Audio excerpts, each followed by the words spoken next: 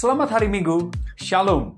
Inilah Church News di minggu ini tanggal 20 Juni 2021. Selamat bergabung dengan ibadah mingguan kita di jam 10 pagi dan Anda bebas membagikan tautan ini kepada lebih banyak orang. Ada 2 akun media sosial yang juga aktif di Facebook dan juga Instagram gereja. Jika Bapak dan Ibu sudah berbulan-bulan mengikuti, berminggu-minggu ikut ibadah dan merasa nyaman dengan gereja ini, silakan bergabung dengan cara mengikuti formulir pendaftaran atau e-card, e-connect card yang muncul di layar sekarang juga. Cara daftarnya lewat itu, Bapak Ibu.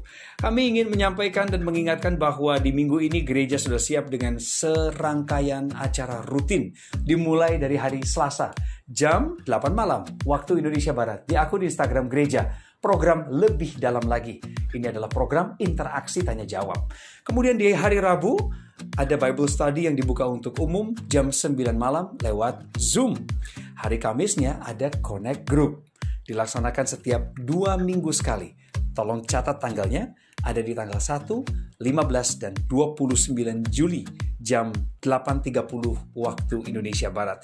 Kemudian hari Jumat malam, live worship at home juga tetap akan diadakan bersama Pastor Robert dan Pastor Lea Sutanto.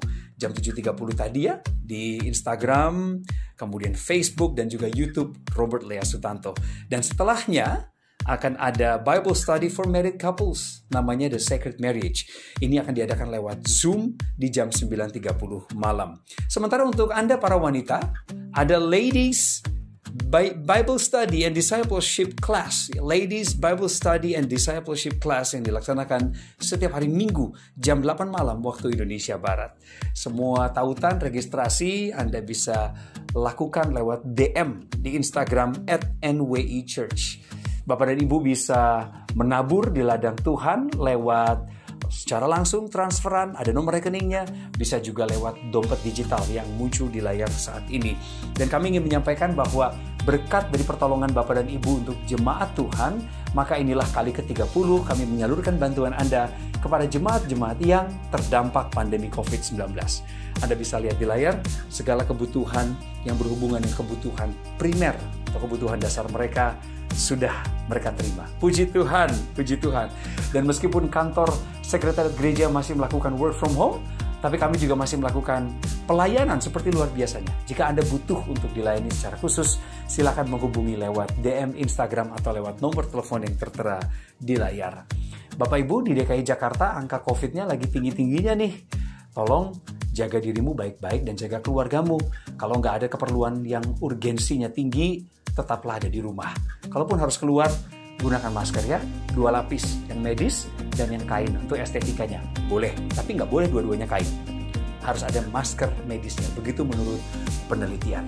Dan sekarang kita akan sama-sama menikmati hadirat Tuhan lewat pujian penyembahan dan juga firman-Nya. Mari kita berdoa. Tuhan Yesus, di hari Minggu pagi ini, kami datang berkumpul di hadirat-Mu, menyembah Engkau, meninggikan Engkau yang maha tinggi. Aku percaya Tuhan akan membawa terobosan di dalam setiap kehidupan keluarga. Engkau akan menyatakan dirimu, tujuanmu, kasihmu, dan jamahanmu akan kami rasakan untuk melepaskan kami dari segala beban yang berat. Bapa, terimalah persembahan kami hari ini. Di dalam nama Tuhan Yesus Kristus kami berdoa. Amin. Hello church, happy Sunday, let's worship together.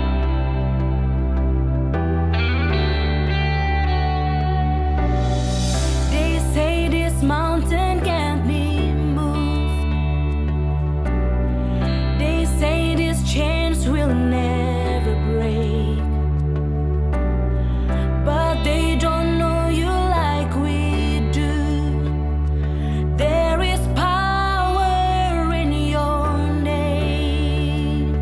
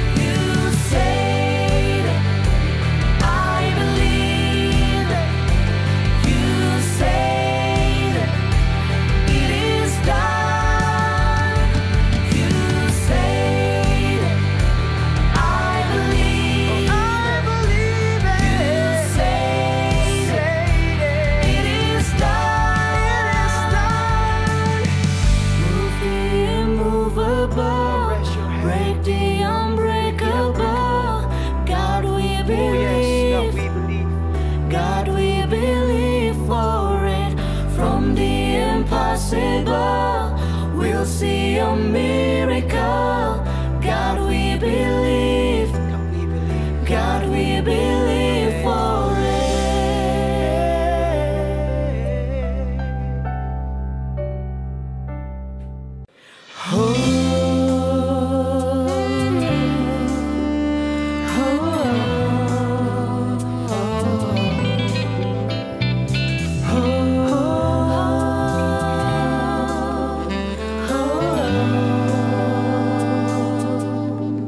God is fighting for us. God is on our side. He has overcome. Yes, He has overcome. We will not be shaken. We will not be moved. Jesus, you are here. Carrying our burdens, covering our shame. He has overcome, yes, He has overcome. We will not be shaken, we will not be moved. Jesus, you are here. I will live, I will not die. The resurrection power of Christ alive in me, and I am free in Jesus' name.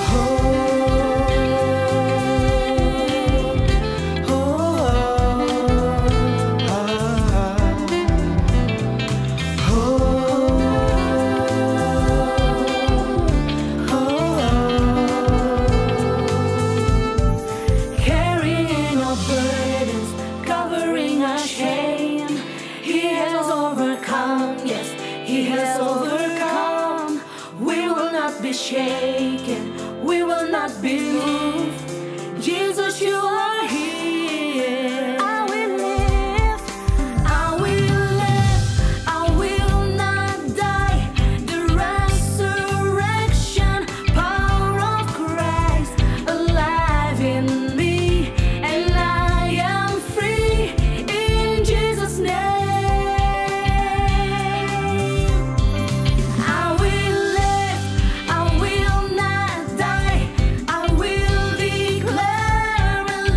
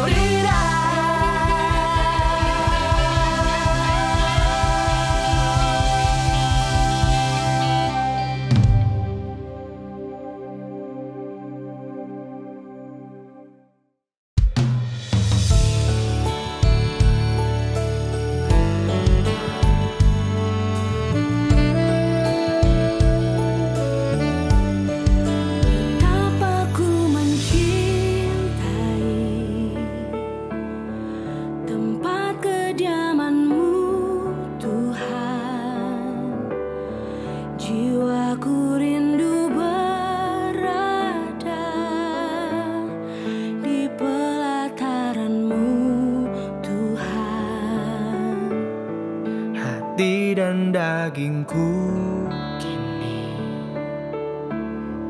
bersorak-sorai bagimu. Pada Allahku yang hidup, Tuhan semesta alam. Berbahagialah, hai orang-orang yang berdiam di dalam rumah-Mu ya Tuhan, yang tiada henti-hentinya meninggikan nama-Mu dan menaruh harapnya padamu. Berbahagialah, hai manusia yang kekuatannya berada di dalam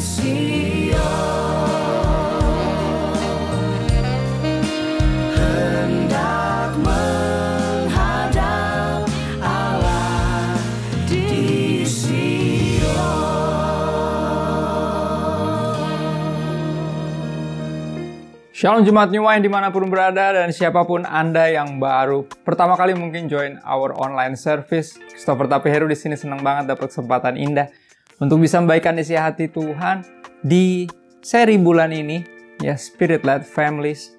Dan aku akan beri judul pesan Tuhan hari ini, Spiritual Encounter. Ya, satu ide tentang membangun keluarga di mana kita memberikan bukan tekanan atau intimidasi, tapi membangun satu suasana, ya, di mana kita mengharapkan anak-anak kita khususnya bisa mengalami perjumpaan dengan Tuhan, ya, di tengah keluarga kita atau di dalam perjalanan dia. Jadi kita membangun satu suasana, ya, satu benar-benar environment, ya, di mana kita sangat mengharapkan mereka berjumpa dengan Tuhan, ya, melalui keluarga yang kita bangun, ya, sebagai orang tua. Dan aku mengutip almarhum ayahku, ya, ketika aku ngobrol tentang kenapa dia memilih untuk tidak memaksakan satupun dari kami, ya, keempat anaknya untuk at least minimal sekolah Alkitab lah, kan dia pendeta gitu ya, dan juga dosen, ya, di sekolah Alkitab. Kenapa dia nggak pernah bahkan sepertinya antara membujuk atau mengkondisikan kita untuk, contohnya saya misalnya untuk sekolah Alkitab, tapi sama sekali dia mengizinkan kita masing-masing untuk mengikuti talenta kita yang Tuhan percayakan kepada kita, ya, dan passion kita masing-masing. Dan karena almarhum Papa percaya bahwa encounter sama Tuhan itu ada waktunya tersendiri atau ada kairosnya. Dan aku ngobrol waktu itu sama Papa, dan dia jelasin tentang satu hal ini, aku kutip dari apa yang dia bilang. Ya, dia bilang gini, orang tua tidak berhak untuk memaksa anak untuk percaya atau beriman kepada Tuhan Yesus. Ya, bayangin pendeta ngomong seperti ini, ya. Orang tua tidak berhak untuk memaksa anak untuk percaya atau beriman kepada Tuhan Yesus. Terus Papa bilang kayak gini, kita hanya bisa membimbing dan mendampingi serta mendoakan mereka supaya mereka mengalami perjumpaan secara pribadi dengan Tuhan Yesus. Ya, jadi nggak bisa bahkan diintimidasi, tapi mesti diinspirasi, diberikan teladan, diberikan contoh, dan diberikan ruang untuk anak-anak mengalami Tuhan. Dan itu yang kita harapkan tentunya dalam membangun keluarga yang dipenuhi atau dipimpin oleh Roh Kudus. Ya, kita mengharapkan anak-anak kita mengalami encounter, spiritual encounter, ya, perjumpaan pribadi dengan Tuhan di dalam keluarga. Nah, kita ke Lukas 15. Kita ke Lukas 15 di hari ini. Lukas 15 dimulai ayat 14, satu bagian Alkitab yang cukup familiar, ya, tentang anak yang hilang. Dan anak ini tentunya kurang ajar, ya, dia minta warisan sebelum papanya meninggal dan memaksa memintanya, makanya akhirnya dibagi juga tuh warisan di antara kedua anak ini. Dan anak yang bungsu memutuskan untuk ambil bagian dari warisannya, dia dijual semuanya jadi duit, dan dia pergi keluar kota, di foya-foyain, dihabis-habisin untuk hal-hal yang nggak jelas. Dan akhirnya di sana malah kan terjadi bencana kelaparan. Kita jemput di ayat 14, kita lihat konteksnya, ya, Lukas 15 ayat 14 sampai 17. Setelah dihabiskannya semuanya, warisan tadi yang udah jadi uang dihabisin semua, timbullah bencana kelaparan di dalam negeri itu dan ia pun mulai melarat. Jadi sang anak ini bukan hanya udah mulai kehabisan uang, tapi ternyata ada bencana juga, ditambah bencana yang menimpa daerah itu, ya, sehingga ia pun mulai melarat. Ya, ada bencana kelaparan di sana. Lalu ia pergi dan bekerja kepada seorang majikan di negeri itu. Orang itu menyuruhnya ke ladang untuk menjaga babinya. Ya, lalu ia ingin mengisi perutnya dengan ampas yang menjadi makanan babi itu, tetapi tidak seorang pun yang memberikannya kepadanya. Kasihan banget, ya. Sampai memakan makanan bekas makanan babi aja nggak dikasih. Ya. Lalu ia menyadari keadaannya, katanya, betapa banyaknya orang upahan bapakku yang berlimpah-limpah makanannya, tapi aku di sini mati kelaparan. Akhirnya dia menyadari keadaannya. Spiritual encounter atau perjumpaan dengan Tuhan kerap kali terjadi ketika kita mulai aku bilangnya momen-momen dimana kita kayak kena batunya gitu, ya, hit rock bottom, ketika kita di saat-saat tergelap, terbawah, terpojok, ya, tersampah dari hidup kita. Ini kerap kali kita berjumpa dengan Tuhan justru di momen-momen seperti itu, ya, atau bisa dibilang we found love in hopeless place kalau pakai judul lagu itu, atau lebih tepatnya love find us in hopeless place. Kita baru menyadari apa yang kita miliki sampai biasanya ketika kita udah tidak memilikinya lagi, somehow seperti tidak memilikinya lagi. Dan anak ini menyadari bahwa wow, di rumah saya aja, ya, Orang-orang yang bekerja di situ, pembantu kami aja nggak ada yang pernah kekurangan makan, tapi saya di sini mati kelaparan, ngapain saya di sini? Dan kerap kali ini yang terjadi. Ya, spiritual encounter justru terjadi momen kairos, waktunya Tuhan untuk menyadarkan seseorang, kerap kali terjadi ketika seorang itu udah mentok. Dan anak ini baru menyadari keadaannya. Ya, ayat 20, kita langsung lompat ke ayat 20. Dikatakan seperti ini, maka bangkitlah ia dan pergi kepada bapaknya. Akhirnya memutuskan untuk pulang, memberanikan diri untuk pulang. Ya, menyingkirkan semua gengsinya, karena ya pilih gengsi atau mati kelaparan kan gitu ya. Nggak ada jalan lain, dia memutuskan untuk bangkit dan pergi kepada bapaknya. Ketika ia masih jauh, ketika anak ini masih jauh, ayahnya telah melihatnya. Dan satu penggambaran yang menarik bahwa ternyata berarti ayahnya ini setelah anaknya kurang ajar itu, seolah sumpahin dia untuk mati karena mau ambil warisannya, ya, dan langsung pergi, nggak tahu kemana, dan ayahnya ini menanti berarti. Menanti berarti ada indikasi bahwa dia juga sebelumnya bukan hanya menanti, tapi juga mencari.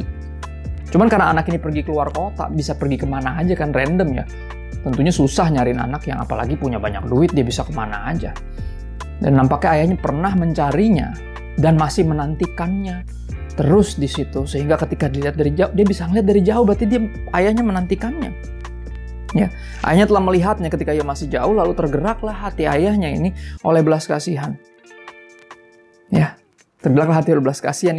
Ayahnya itu berlari mendapatkan dia, lalu merangkul dan mencium dia. Kata anak itu kepadanya, "Bapa, aku telah berdosa terhadap sorga dan terhadap Bapa. Aku tidak layak lagi disebutkan anak Bapa." Ini satu penggambaran yang indah.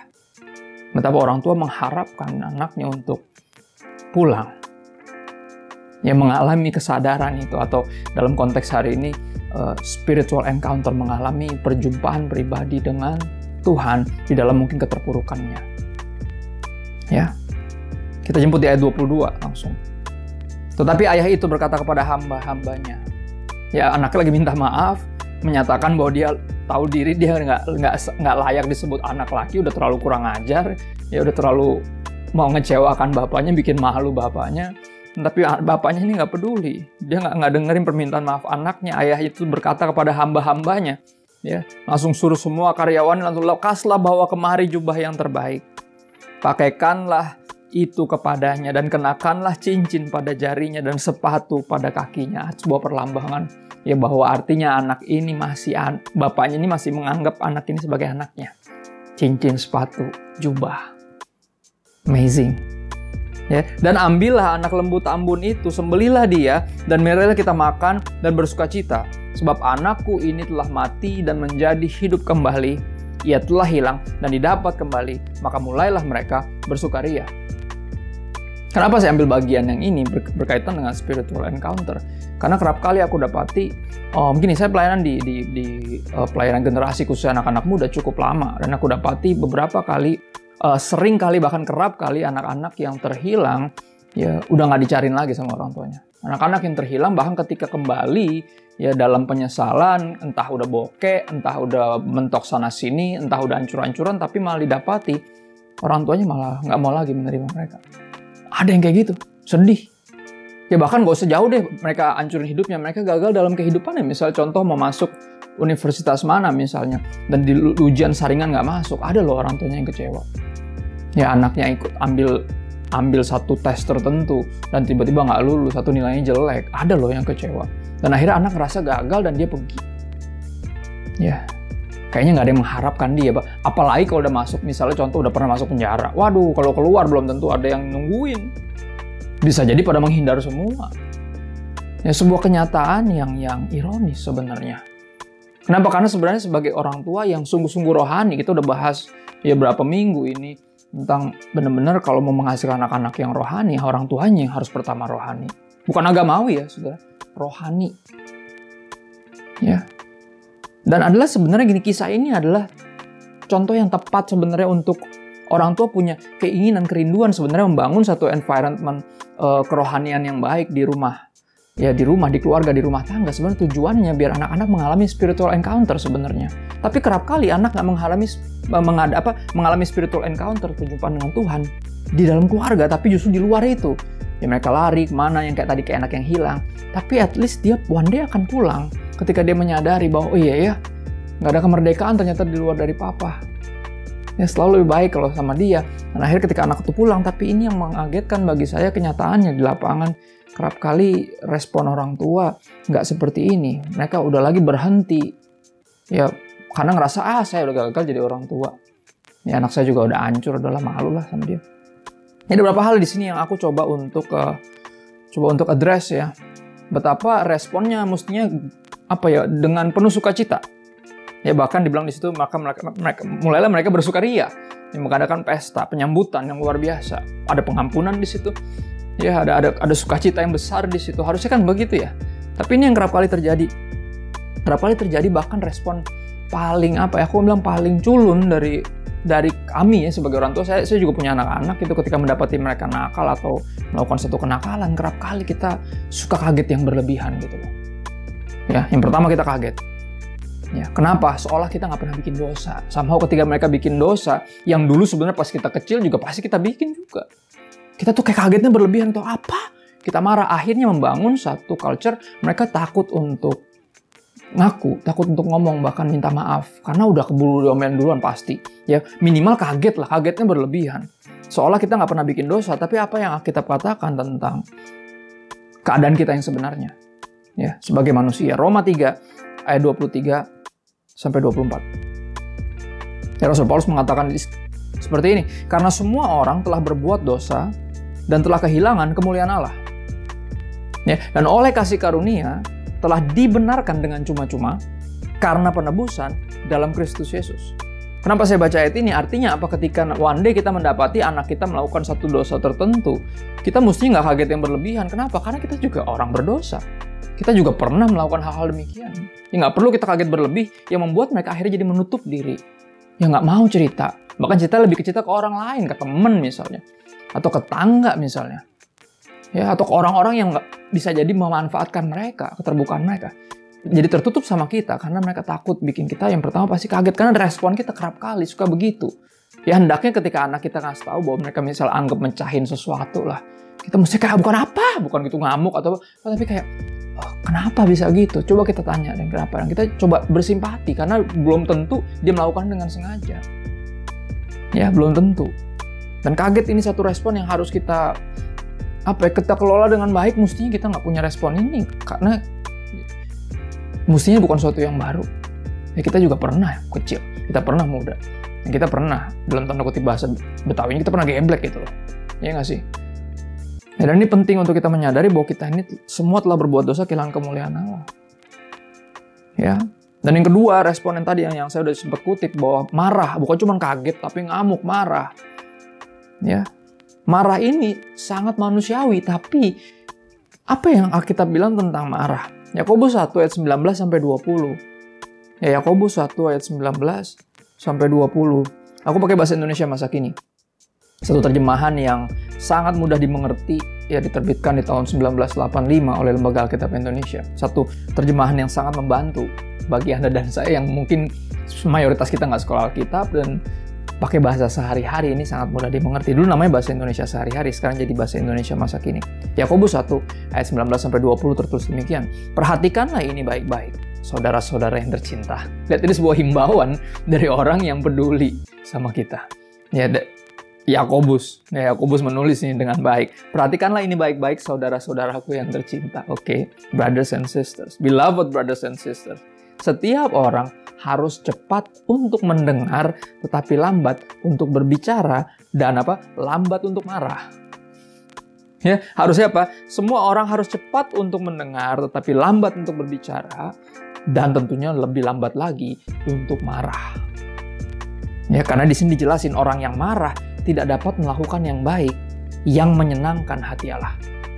Atau amarah manusia tidak mengerjakan kebenaran di hadapan Tuhan. Terjemahan barunya ditulis demikian. Ya, orang yang marah tidak dapat melakukan yang baik, yang menyenangkan hati Allah. Jadi apa ketika anak kita menyatakan atau ngaku, ya atau dia came out atau apapun, saya sebenarnya begini, saya udah bikin ini Pak, aku udah bikin ini. Ya dia nangis sambil menyesal, sambil takut, dan hendaknya kita nggak usah kaget berlebihan, apalagi ngamuk. Karena dalam momen itu ngamuk bukan yang paling tepat untuk didapati sama anak kita. Ya, dan kerap kali itu yang saya dapati. Ya di lapangan itu yang terjadi. Akhirnya orang, anak males lah ceritain. Karena selalu males sama malu. Ntar pasti dia kaget, dia ngamuk-ngamuk. Kemarin juga gitu. Jadi ya udahlah. Ya. Dalam satu buku yang bagus banget ya. Satu buku yang bagus ditulis oleh George Barna dan Jimmy Myers. Ya, berjudul Fearless Parenting. Fearless Parenting ini tahun 2017 ditulis. Dan ini suatu hadiah dari salah satu hamba Tuhan di gereja ini buat kami sekeluarga. Thank you banget. Ya, Fearless Parenting. How to raise faithful kids in a secular culture. Gimana cara membesarkan anak-anak yang penuh iman, anak-anak beriman di tengah budaya yang sekuler. Wow, judulnya aja keren ya, Fearless Parenting. Ya, orang tua istilahnya bagaimana cara jadi orang tua yang tanpa takut, yang berani, fearless. Jadi tulis begini, ada satu bab khusus dengan judul istimewa, Reject Destructive Parental Behaviors. Ya, kita harus berani untuk menolak ya parental atau parenting yang destruktif, yang menghancurkan, yaitu apa? Kebiasaan parenting yang menghancurkan seperti apa? Anger, guilt, and shame, marah, ya rasa menyalahkan dan juga mempermalukan. 3 hal itu mesti kita dengan berani reject, yang disebut sebagai destructive parental behaviors. Kebiasaan-kebiasaan menjadi orang tua yang merusak. Wow, ya, dan benar banget kita harus berani, saudara. Karena sekerap kali orang bilang kita, emang harus marah. Ya kita marah boleh, tapi marah-marah kan nggak perlu. Ya marah ya udah segitu aja cukup. Ya nggak usah terlalu ngamuk-ngamuk juga gitu, buat apa? Itu destruktif, nggak mengerjakan sesuatu yang baik. Bahkan dikatakan tadi di kitab Yakobus, orang yang marah tidak dapat melakukan yang baik, yang menyenangkan hati Allah. Ya nanti emang apa sih yang Tuhan mau? Ya ketika kita mendapati anak kita melakukan kesalahan gitu loh. Nanti kita akan belajar lebih lanjut.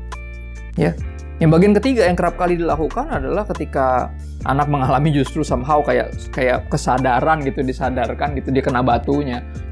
Ya di momen-momen seperti itu ketika dia pulang kerap kali bukan hanya kaget, marah, tapi juga malu. Nah ini yang paling, ini yang paling ngancurin sebenarnya.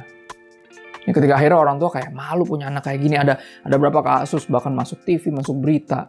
Ya, hamba Tuhan besar yang nggak mengakui anaknya sebagai anak ya karena anak ini nggak ada urusan sama saya. Karena anaknya mempermalukan bapaknya. Wow, sedih saya. Saya ngeliatnya kayak, kok jauh banget sama yang ditulis di Alkitab di Lukas 15. Kok bisa gitu ya? Tuh jangan sampai deh nanti misal anak saya bikin masalah gitu, saya malah malu gitu. Ya, mengakui bahwa ini anak saya. Padahal ini yang tertulis di Ibrani 11 ayat 15 sampai 16. Ada satu bagian menarik tentang kisah para pahlawan iman. Dan betapa jika Anda dan saya masuk dalam list pahlawan-pahlawan iman itu, orang-orang yang diselamatkan karena kasih karunia, yang bisa percaya kepada Yesus sebagai Tuhan dan tentunya mengalami dalam hidup itu pertobatan ya. Karena kalau kita lihat tokoh-tokoh ini juga orang-orang biasa.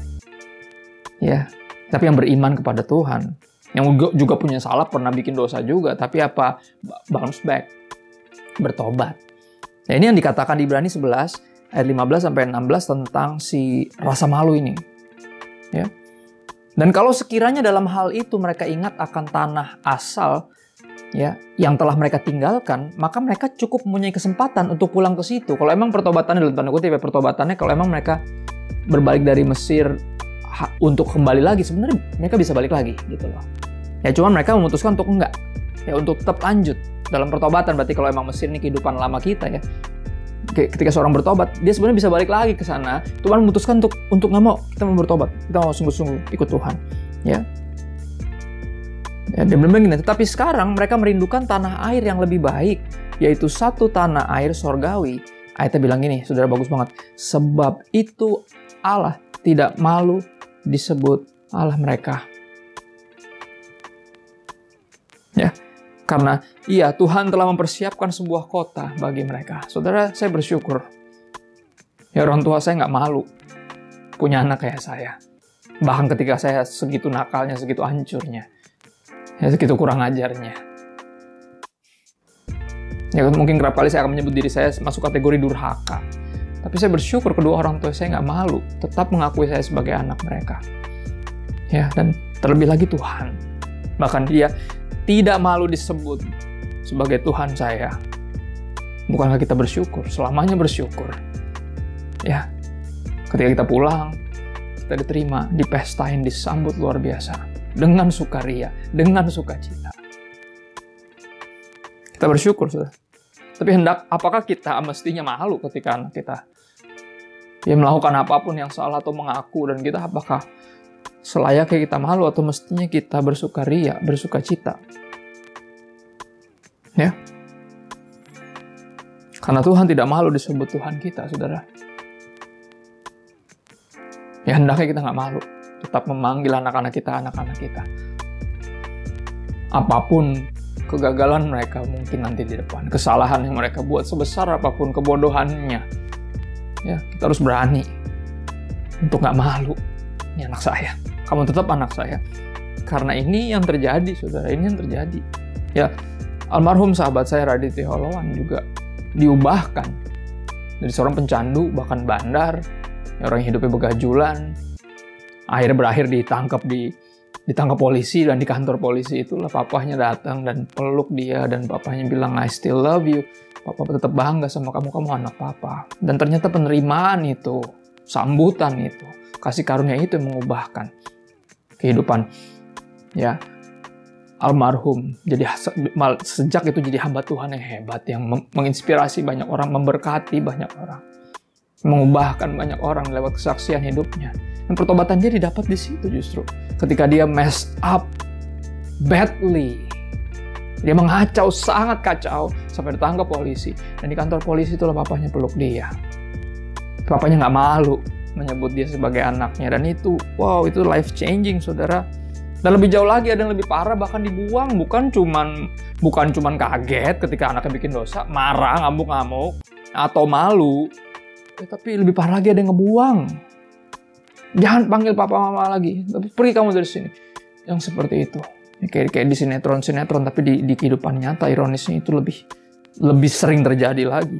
Yang tadi saya bilang, orang apalagi kalau udah pernah masuk penjara, pas keluar nggak ada yang nungguin, nggak ada yang jemput, nggak ada yang apa, semua malah malu, nggak mau, aduh enggak lah, drama, ya sedih, ya bahkan membuang apa kata Alkitab tentang membuang? Yohanes 6 ayat 37. Dari mulut Tuhan Yesus sendiri kita dengar satu pernyataan yang sangat indah. Yohanes 6 ayat 37 ditulis seperti ini. Tuhan Yesus berkata, semua yang diberikan Bapa kepadaku akan datang kepadaku. Artinya the spiritual encounter will happen. Pasti terjadi, bukan hanya akan terjadi, tapi pasti terjadi. Ya, mungkin bukan sekarang. Mungkin bukan di waktu yang kita pengen. Tapi pasti terjadi. Tapi ketika itu terjadi, please, ya, harus benar. Sikap hati kita menerimanya itu harus benar gitu loh. Semua yang diberikan Bapa kepadaku akan datang kepadaku. Kalau memang mereka umat pilihan, kalau memang mereka predestined, kalau boleh pakai kata-kata itu, kata-kata yang mau nangkap hati saya. Nah, saya bersyukur. Bukan saya yang mesti pilih Tuhan, tapi Tuhan yang pilih saya. Dan semua yang diberikan Bapa kepadaku, kata Tuhan Yesus, akan datang kepadaku pada waktunya. Akan ada kairos itu, akan ada spiritual encounter. Dan barang siapa datang kepadaku, catat ayat ini, barang siapa datang kepadaku, ia tidak akan kubuang. Wow. Ya, dan apa yang Yesus bilang tentang Bapa? Dia bilang gini, kau mau lihat Bapa, lihat saya. When you see me, you see him. Ketika kamu melihat saya, kata Yesus, kamu melihat Bapa. Saudara, agak problematik memang jadi orang tua yang orang tua Kristen. Kenapa? Karena kita nggak punya pedomannya sebenarnya.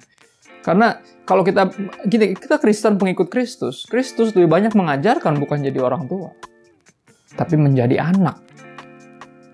Ya, dengan satu nilai sederhana bahwa anak yang baik pasti akan bertumbuh jadi orang tua yang baik. Ya, Yesus banyak mengajarkan jadi anak, penundukan diri kepada Bapa, ketaatan kepada Bapa, penghormatan, pengagungan kepada Bapa. Ya, kita agak problematik ketika berurusan dengan gimana mesti jadi orang tua seperti yang Alkitab mau. Dan bersyukur banget Lembaga Alkitab Indonesia sedang menerbitkan, saudara, ya, Alkitab Parenting. This is what we've been waiting for.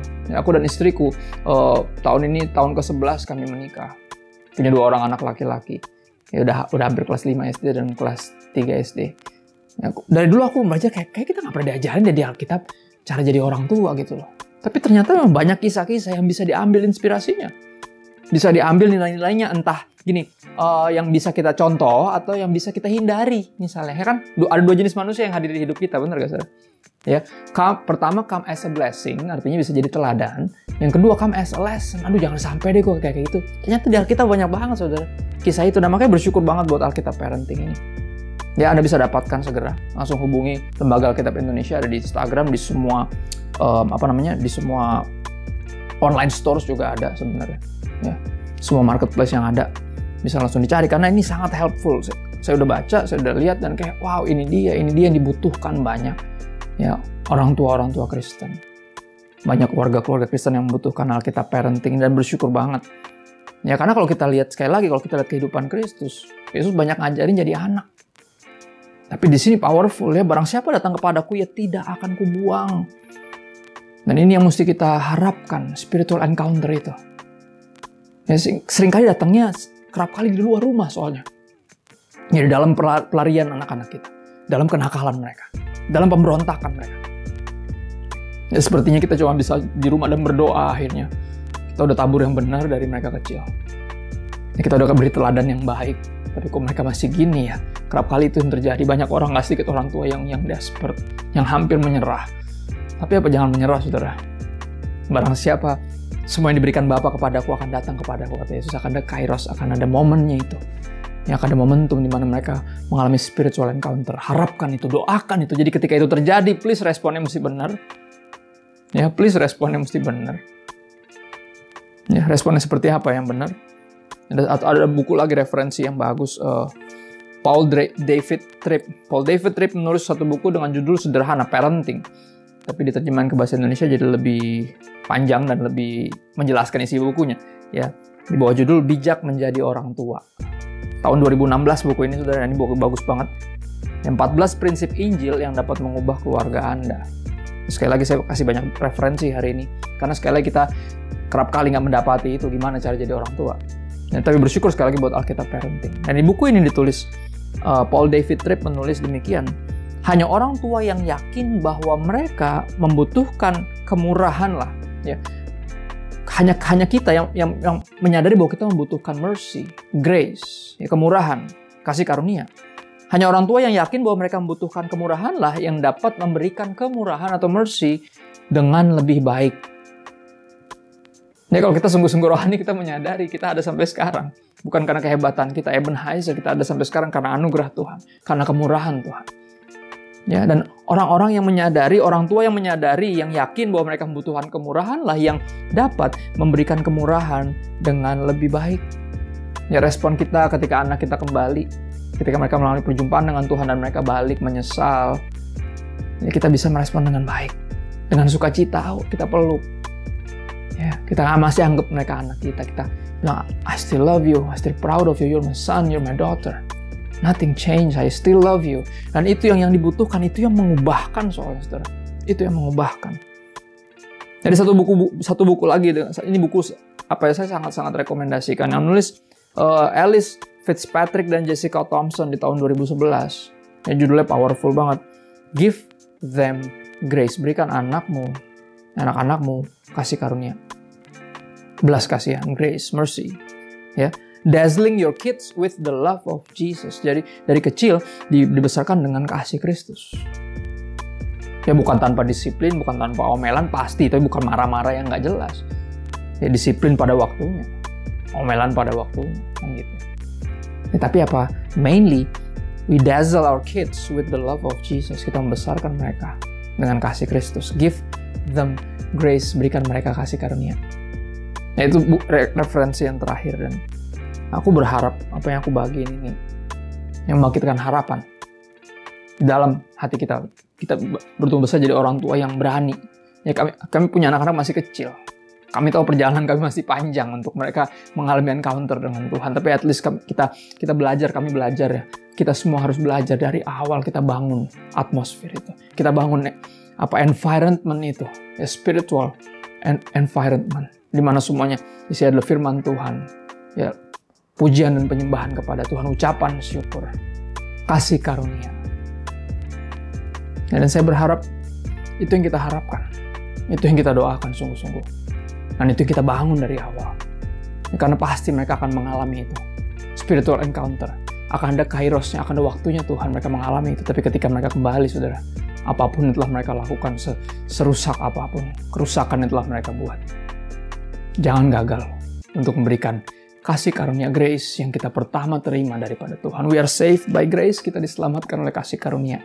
Ya, orang yang diselamatkan oleh kasih karunia, the product of grace will be graceful. Ya, orang-orang yang adalah Anda dan saya, jika kita adalah produk dari kasih karunia, kita akan dengan respon refleks kita memberikan kasih karunia.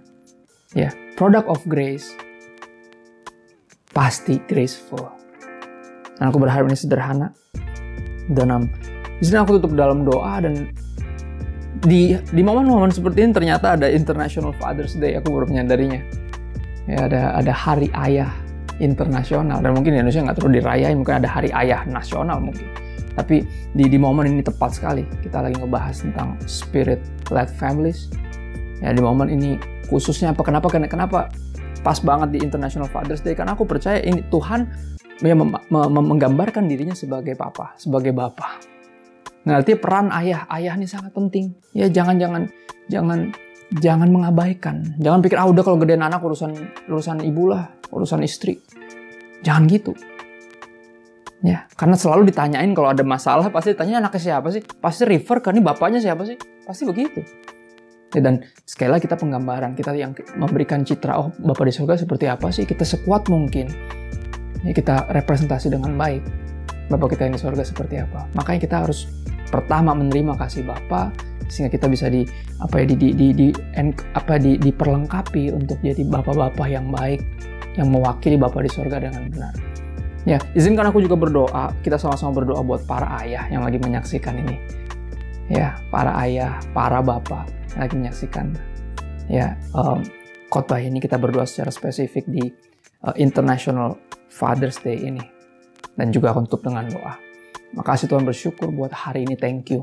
Buat firman-Mu yang sangat memberkati kami, sangat menguatkan kami, sangat menghiburkan kami, sangat membangkitkan semangat dan harapan dalam diri kami. Thank you bahwa kami nggak sendiri di dalam parenting ini, dalam menjadi orang tua. Bahwa Roh Kudus tetap menuntun kami melalui firman Tuhan, melalui kebenaran firman Tuhan. Kami bersyukur. Kami percaya semua firman yang telah ditabur nggak akan kembali sia-sia, tapi mengerjakan yang Tuhan mau. Ya, benih yang keluar dari mulutmu berasal dari hatimu. Yang ditabur itu akan jatuh di tanah hati yang tepat, sehingga bisa bertumbuh dan berbuah pada musimnya, bahkan di tengah pandemi. Dan di waktu yang indah Tuhan, kami ambil waktu khusus untuk mendoakan bagi para ayah dan para bapak yang menyaksikan ya pesan Tuhan kali ini. Kami mohon anugerah-Mu Tuhan bagi para ayah dan para bapak yang ada. Kami nggak bisa sendiri, kami nggak mampu jadi ayah dari bapak yang terbaik bagi anak-anak kami, jadi suami yang terbaik bagi istri kami. Kami nggak mampu tanpa anugerah Tuhan, tanpa Roh-Mu yang kudus. Penuhi kami dengan Roh-Mu. Ini kami memberi diri dipimpin, sehingga mampukan kami untuk membawa gambaran yang benar dari Bapa di sorga, sehingga kami nggak malah misrepresentasi Bapa di sorga. Roh Kudus bantu para ayah dan para bapak yang menyaksikan. Bantu kami semua, Roh Kudus, please. Kami minta bantuan-Mu di dalam nama Yesus. Thank you Tuhan. Dan di akhir ibadah ini Tuhan, kami angkat tangan kami dua tinggi, bukan untuk minta berkat lebih banyak, tapi untuk ingatkan diri kami bahwa tangan ini telah menerima berkat terlalu banyak dari Tuhan. You've been too good to us. Kau sudah terlalu baik dalam hidup kami. Kami angkat tangan kami dua untuk ingatkan jiwa kami bahwa tujuan akhir orang Kristen diberkati.